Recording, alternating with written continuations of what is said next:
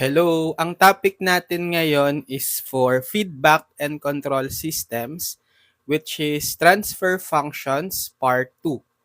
So kung hindi nyo pa napapanood yung part 1, ililink ko na lang sa description para ma-check nyo muna, para meron na kayong idea and concept sa i-discuss natin ngayon. So continuation lang ito ng part 1.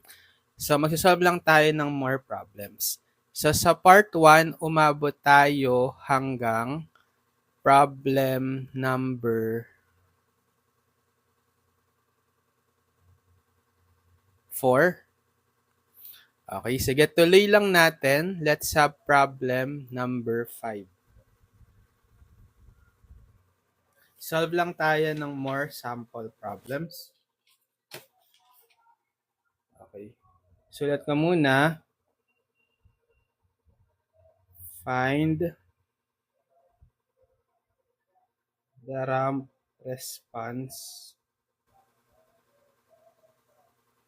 for a system whose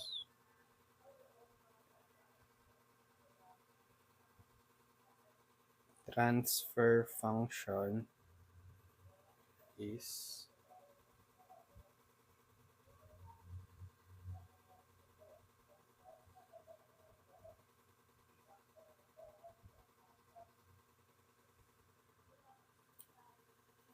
okay.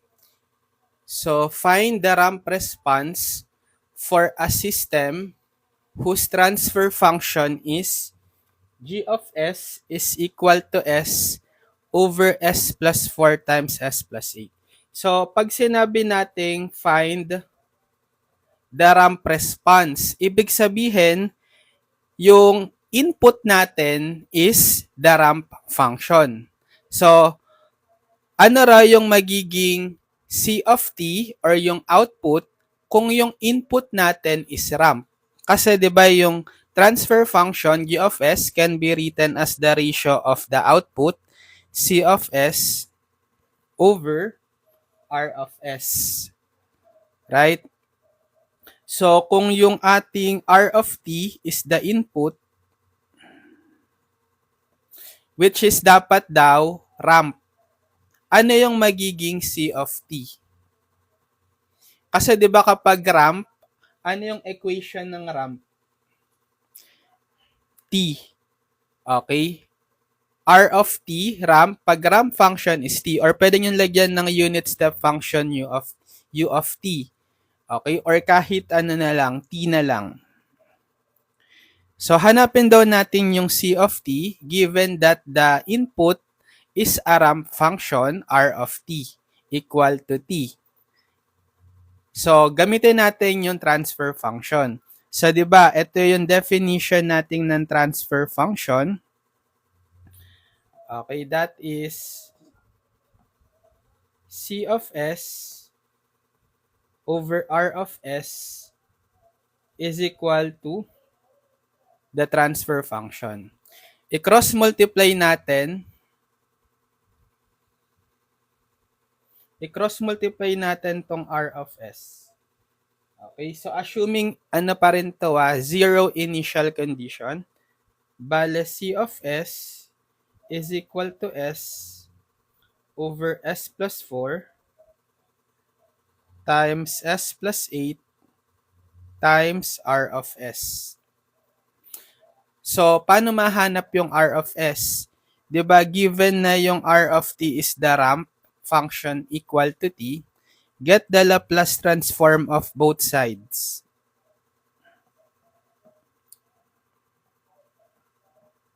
So, Laplace transform ng r of t magiging r of s, 'di ba? Ano ngayon yung Laplace transform ng t? Okay, we know from the standard formula, 'di ba, ang standard formula ng Laplace transform ng t to the n is equal to n factorial over s raised to n plus 1. So we have t to the first invisible exponent nung t is 1. So yung n natin is 1. Applying the formula, Laplace transform ng t to the first is 1 factorial over S raised to n plus 1, 1 plus 1. 1 factorial is 1 over S raised to 1 plus 1, 2. So, yung R of S natin is 1 over S squared.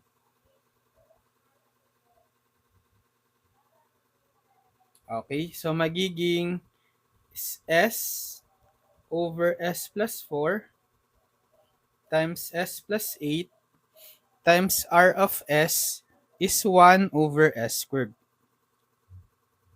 equal sa C of S. So, makakancel niya tong S na isa, magiging 1 over S to the first na lang. Or, gawin ko na lang 1 over S times S plus 4 times S plus 8. Yan. So, kailangan nating makuha yung kailangan nating mahanap yung C of T.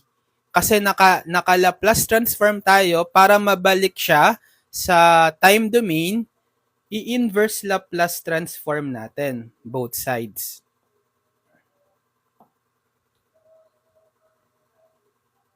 Okay. Kapag in-inverse Laplace transform nyo yung C of S, C of T na siya, right?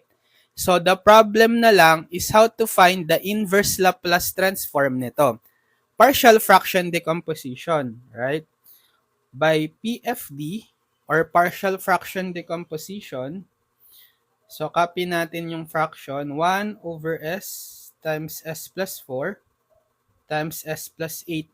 So, case 1 lang ito ng partial fraction decomposition. We have unique linear factors, right? So, for S, we have, lagay natin ng unknown numerator constant capital A. So, capital A over S plus 4 naman, lagyan nyo ng unknown capital B, constant unknown capital B over S plus 4. Then, for S plus 8, lagyan nyo ng unknown constant capital C over S plus 8. So, ganito yung partial fraction decomposition form niya. Tapos, hanapin natin yung capital ABC. I-multiply natin by the LCD. Okay, palagi ang LCD niyan, is the original denominator. Okay, sa S times S plus 4, S plus 8. So, multiply both sides by the LCD. So, sa left side, makakancel niya lang lahat to, right? So, ang matitira is 1. Dito sa A over S, ang makakancel is si S. Ang matitira is capital A times S plus 4 times S plus 8. Sa B over S plus 4, ang makakancel si S plus 4.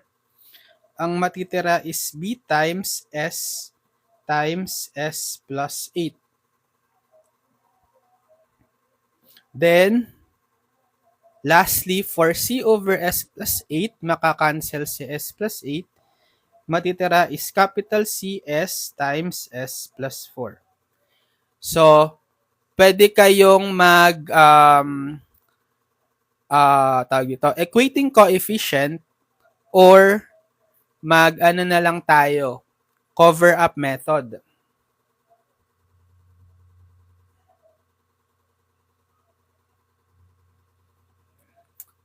Kasi case 1 lang naman eh. So, mahanap agad natin yung A using the formula. So, fraction yan palagi. Numerator is yung left side, which is 1. Denominator is yung coefficient ng A. S plus 4 times S plus 8. Pero i-evaluate nyo to at what value of S. Check nyo sa capital B at capital C kung ano yung common factor meron sila. Si S, right?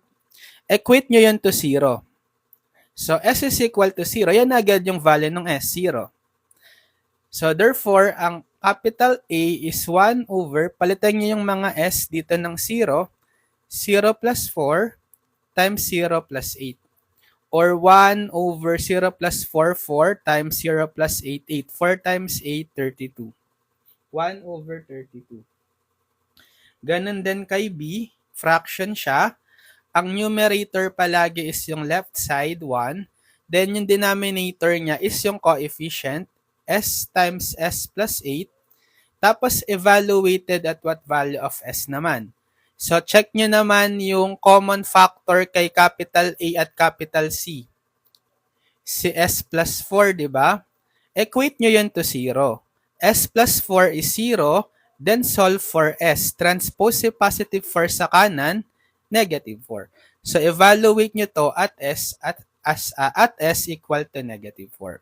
So, magiging 1 over, palitan nyo yung mga S ng negative 4, magiging negative 4 times negative 4 plus 8. So, ilan na to? 1 over negative 4 times negative 4 plus 8 is 4. So, 1 over negative 4 times 4, negative 16. So, negative 1 over 16. And then, for capital C, fraction ulit. Ang numerator is the left side 1. Ang denominator is yung kanyang coefficient, yung s times s plus 4. Tapos, evaluated at what value of s? Check nyo naman yung common factor kay capital A at B, si s plus 8, right?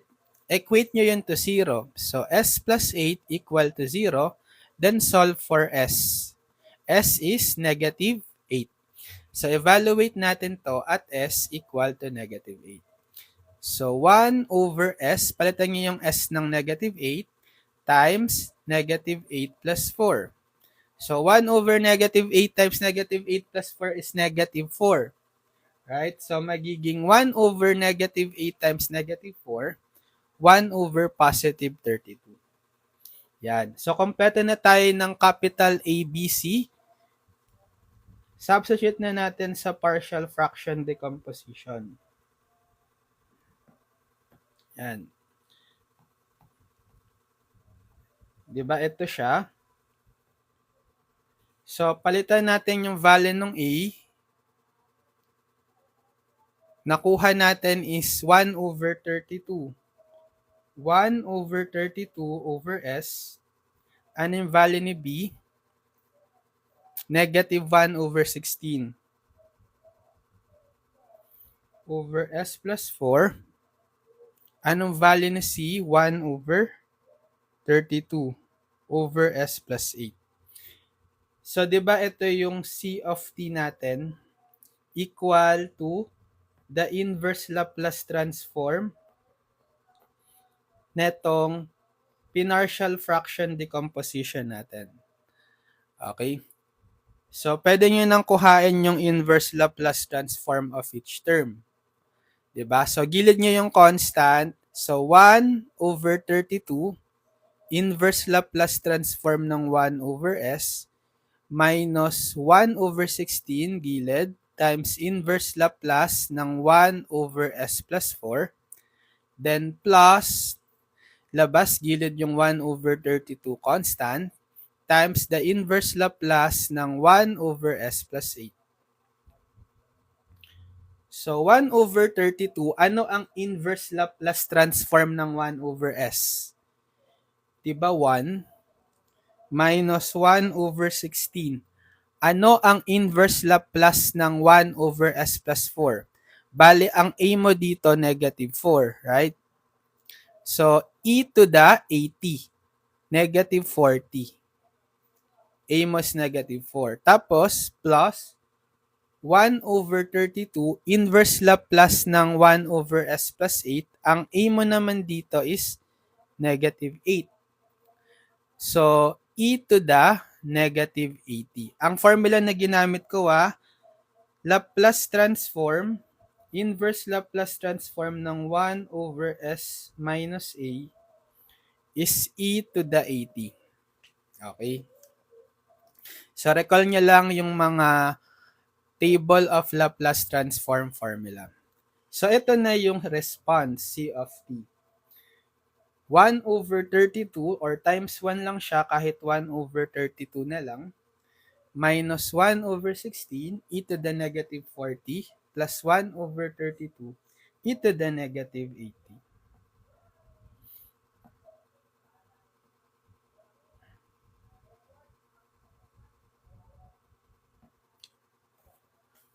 Ito yung magiging output kapag naglagay ka ng input sa system with transfer function na to.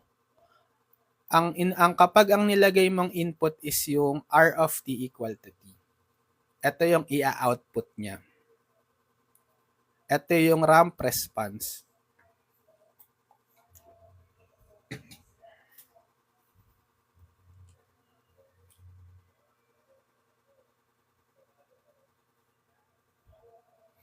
Okay, next. Problem number 6.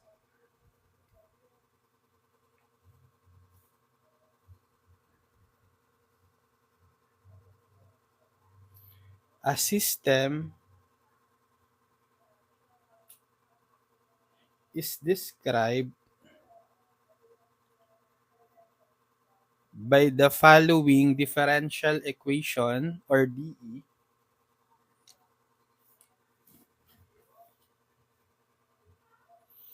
Sulat natin. D cube y over dt cube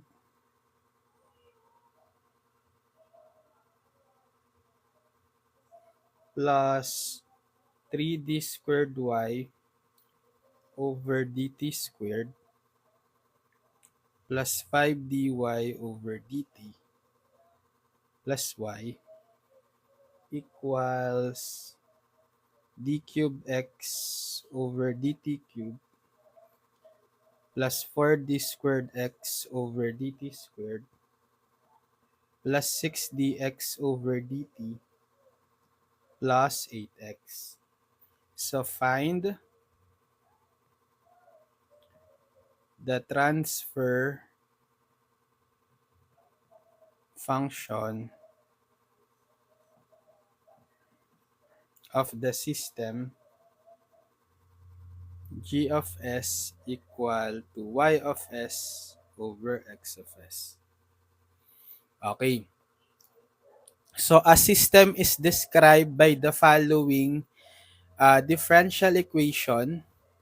Ito daw yung DE. Find the transfer function of the system g of s equal to y of s over x of s. So yung output is yung y, input is the x.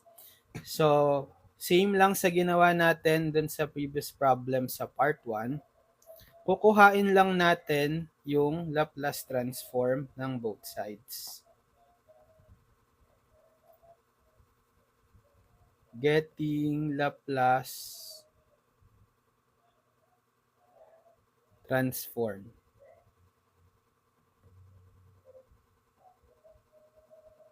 So assuming ito na 0 initial condition. Okay. So kuhain natin yung Laplace transform nitong both sides. So sa left side muna,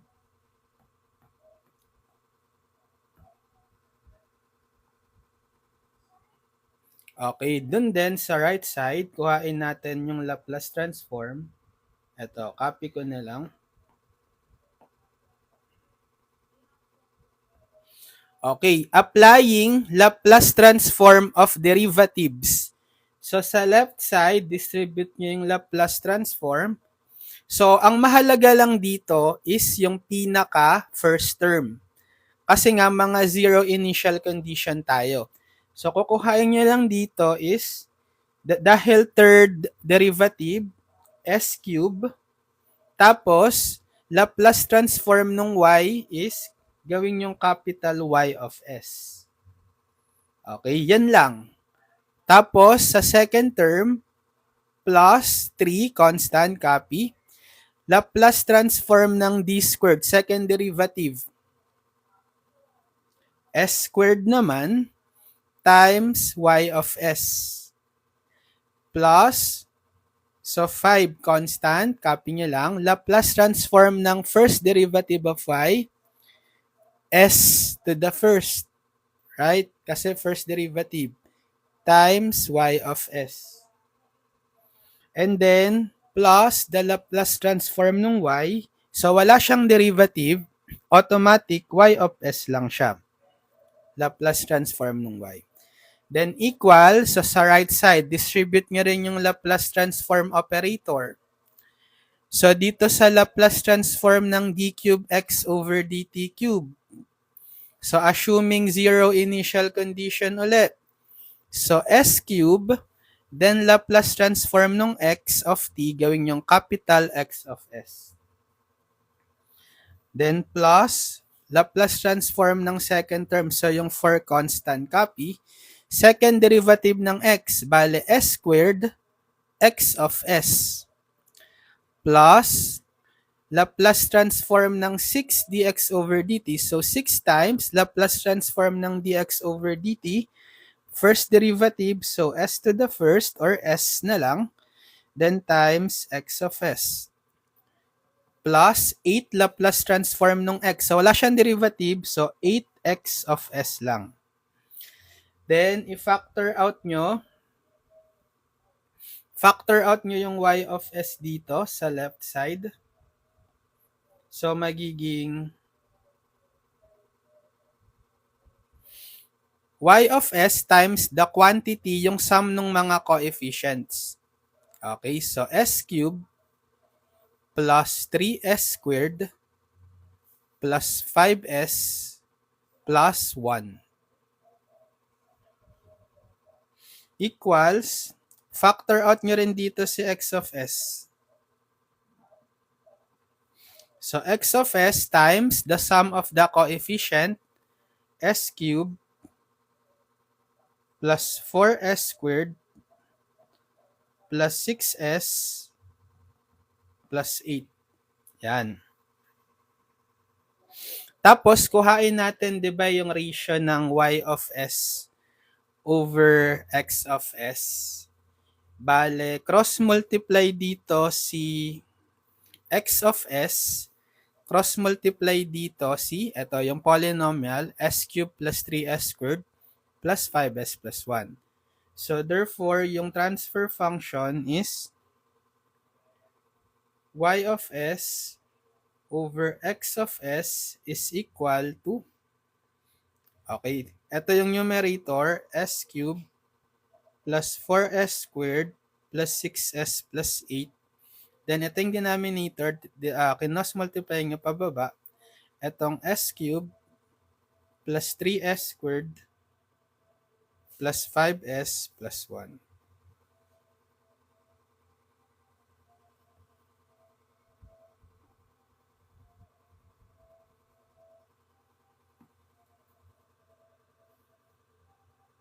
Okay.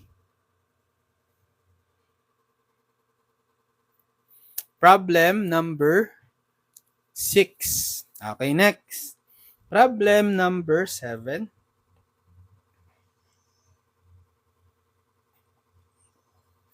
So, sulat natin, for each of the following transfer functions, write the corresponding DE or differential equation. So, A x of s over f of s is 7 over s squared plus 5s plus 10. B x of s over f of s is 15 over s plus 10 times s plus 11. And C x of s over f of s is s plus 3 over s cubed plus 11s squared plus 12s plus 18. Sige. A muna tayo. So, hanapin daw natin yung for each of the following transfer function, given yung mga transfer function, write the corresponding differential equation. So, sa part A muna tayo. Ito. So, nagawa na natin to sa part 1. Nakapag-solve na tayo ng ganitong problem. I-cross-multiply nyo lang. Cross-multiply ko dito sa numerator, sa kaliwa, yung s squared plus 5s plus 10. Then, cross-multiply ko si f of s sa kanan. So, magiging s squared plus 5s plus 10 times x of s, then equal to 7 times f of s. Distribute nyo tong x of s, bale x squared x of s plus 5s x of s plus 10x of s is equal to 7f of s. Then, get the inverse Laplace transform, or the ILT na lang for short, for inverse Laplace transform of both sides.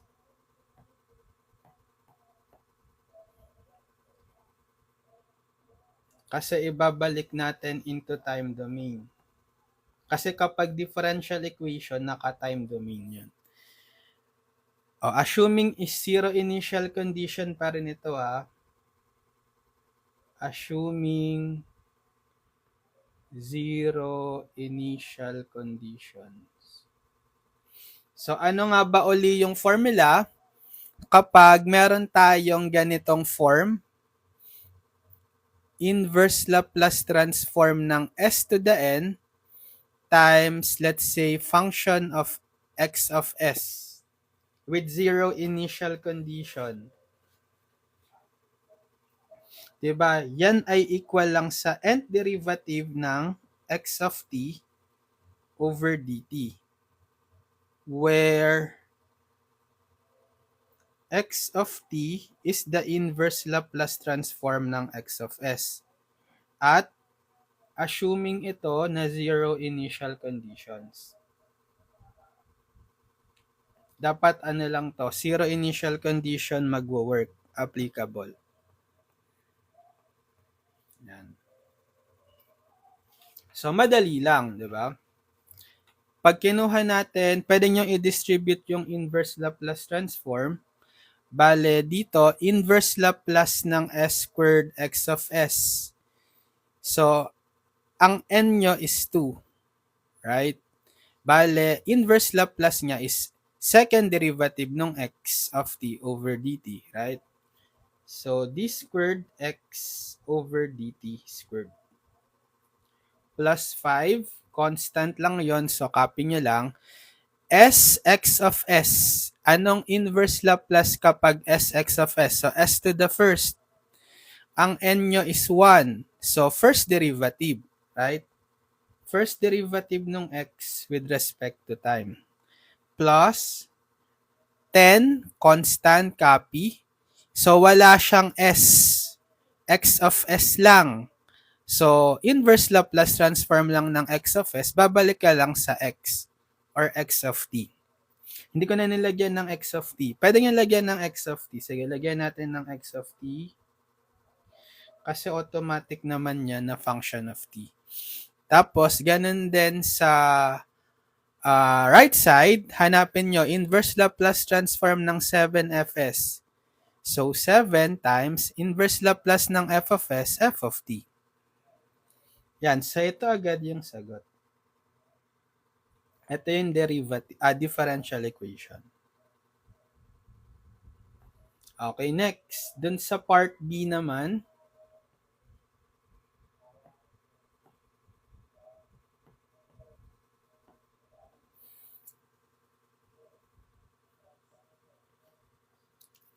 Cross-multiply uli natin.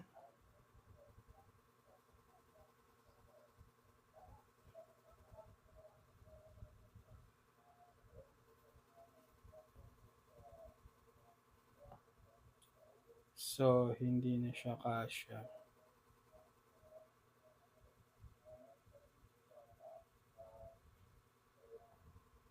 Ito natin tuloy.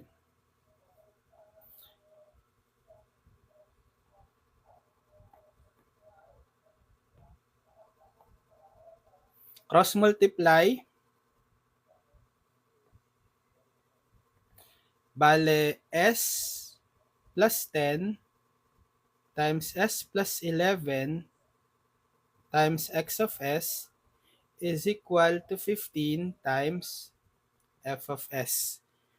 Expand muna natin kasi naka-product tayo ng dalawang binomial, di ba? O, expand muna natin, FOIL, S times S, S squared, S times 11, 11S, plus 10 times S, 10S, plus 10 times 11, 110. X of S equals 15 F of S. Or pwede nyo itong i-combine, 11S plus 10S, 21S,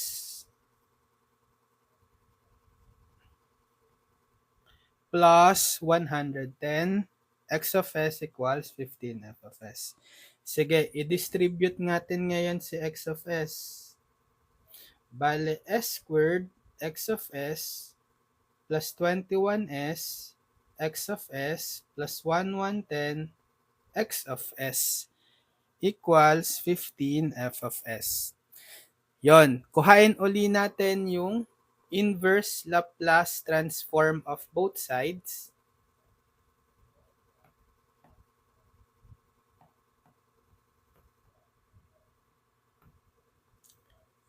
Left side and right side.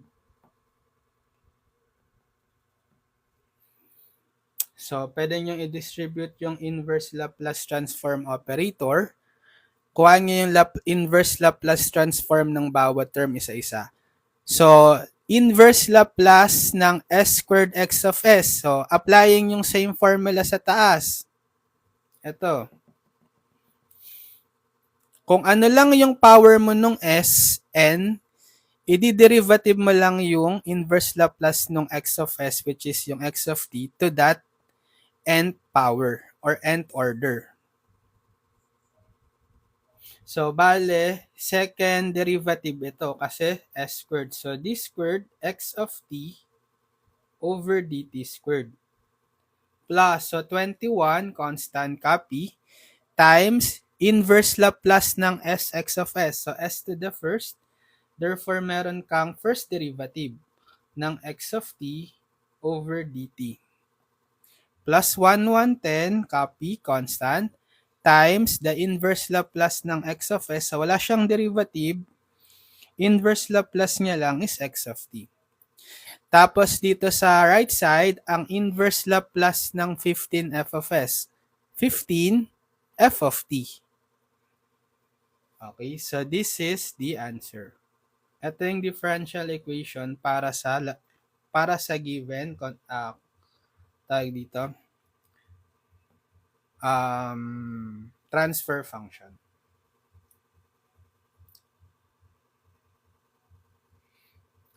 Sige, next. Dun tayo sa part C. Ito na yung last yung part C, no?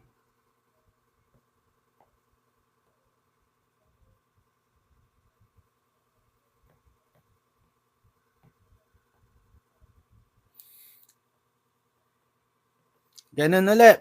Cross-multiply muna natin. Bale, S cubed plus 11S squared plus 12S plus 18 times x of s. Tapos equal to s plus 3 times f of s. Okay, distribute nyo tong x of s. Bale, s cubed x of s plus 11s squared x of s plus 12s x of s plus 18x of s. Okay, equal, distribute nyo rin tong f of s. Bale, s times f of s plus 3 f of s. Tapos, kuhain uli yung inverse Laplace transform or ILT for short of both sides.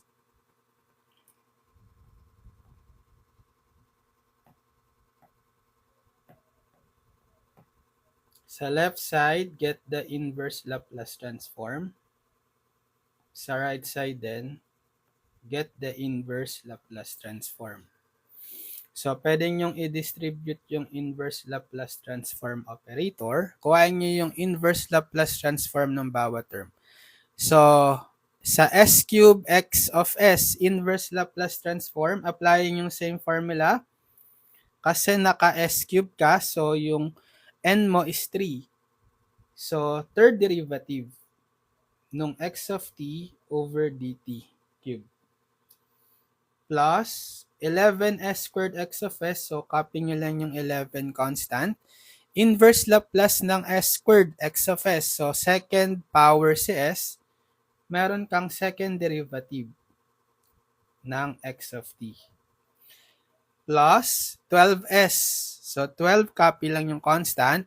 Inverse Laplace ng s x of s, so s to the first, sabihin first derivative ng x of t with respect to time. Plus 18, constant, copy. Inverse Laplace ng x of s, so wala na siyang derivative. Inverse Laplace lang yan is x of t. Okay, equal. Ganun din sa right side, distribute nyo yung inverse Laplace transform operator. So for s, f of s, ano ang inverse Laplace transform? So may s to the first ka. So first derivative ng f of t, okay, with respect to t. Plus 3, constant, copy. Inverse Laplace ng f of s, so f of t lang. So ito na yung differential equation.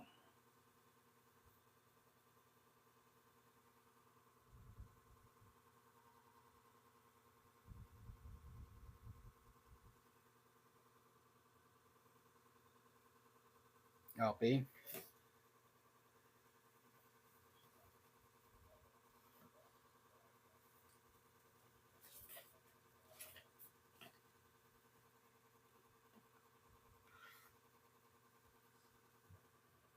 Sige, next. Number 8 na tayo, no?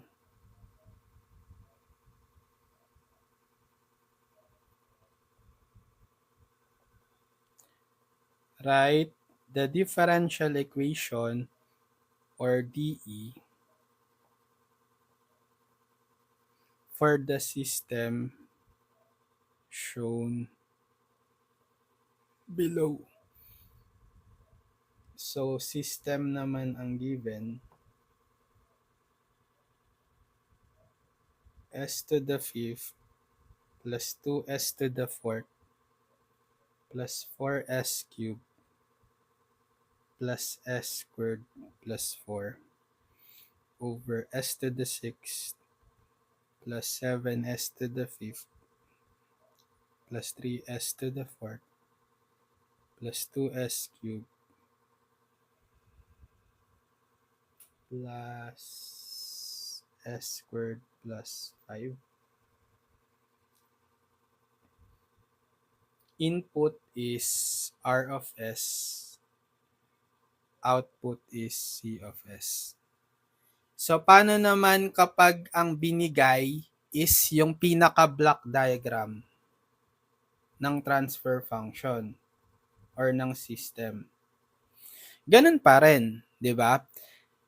Yung transfer function g of s is equal to the ratio nung output c of s divided by yung input r of s, which is equal dito yung nasa loob ng block, yung equation, yung transfer function. Yan. So, hanapin natin yung DE.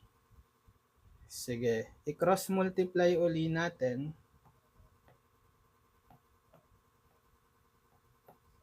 Okay, cross multiply natin to dito.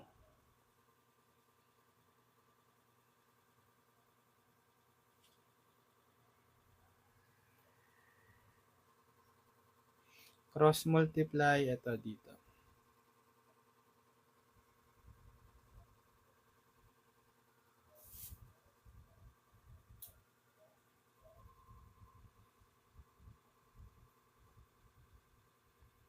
So, magiging,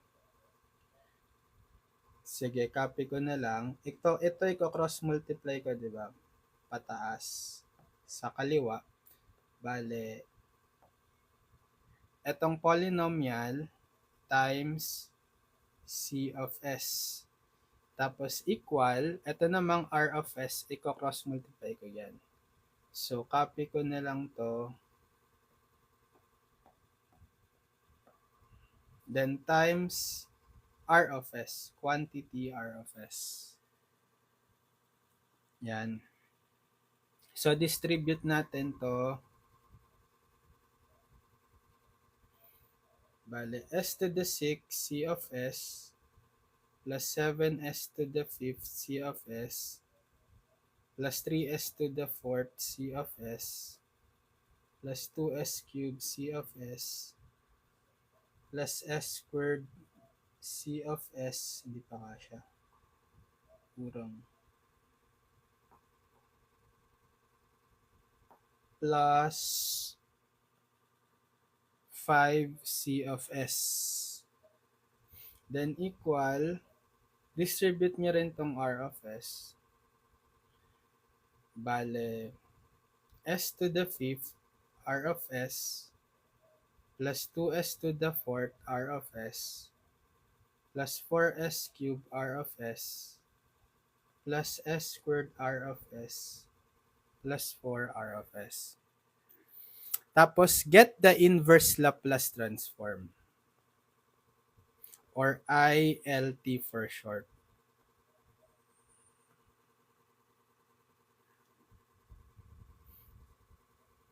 Okay, so get nyo yung inverse Laplace nito, yung left side.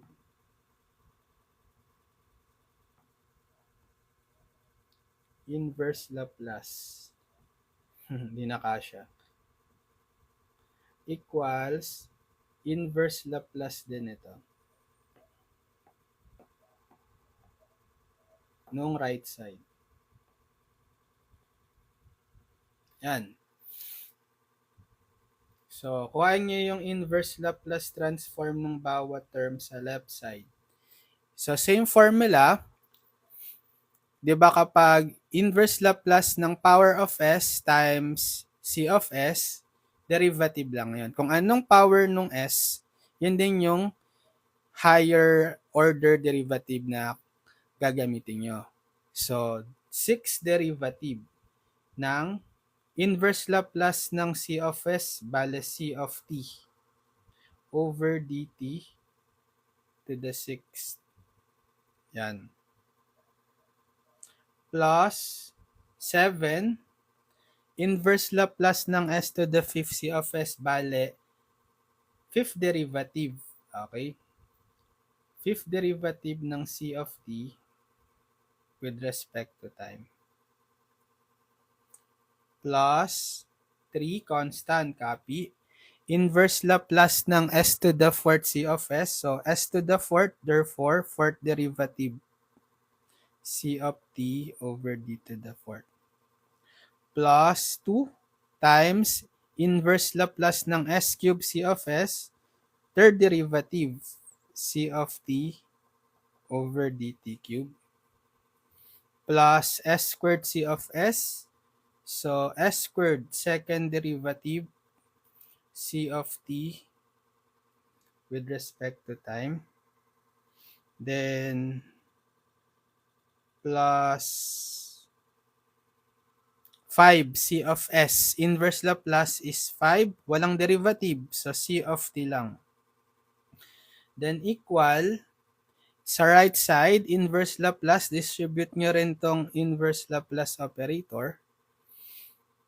Kuha nyo yung inverse Laplace ng bawat term. So, S to the 5th R of S. S to the 5th. So, 5th derivative ng inverse Laplace ng R of S. Let's say R of T over dt to the 5. Plus 2, constant copy. Inverse Laplace ng S to the 4th R of S. Sa 4th degree si S, so 4th derivative yan. 4th derivative ng R of T over dt to the 4th.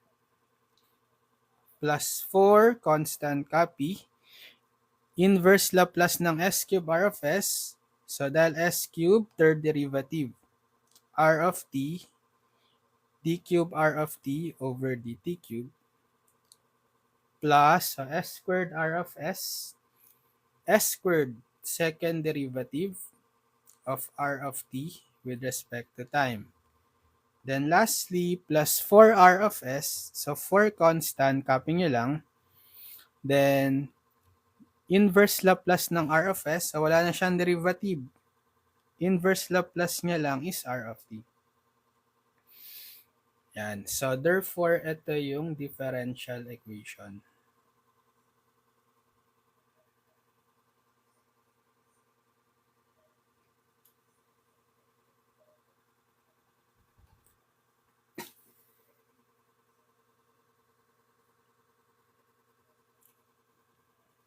Okay, yan. So, nakasolve tayo ngayon hanggang problem 8. Sige, tuloy natin. Let's have more problems next time. Abangan nyo lang. Part 3 for the topic transfer functions.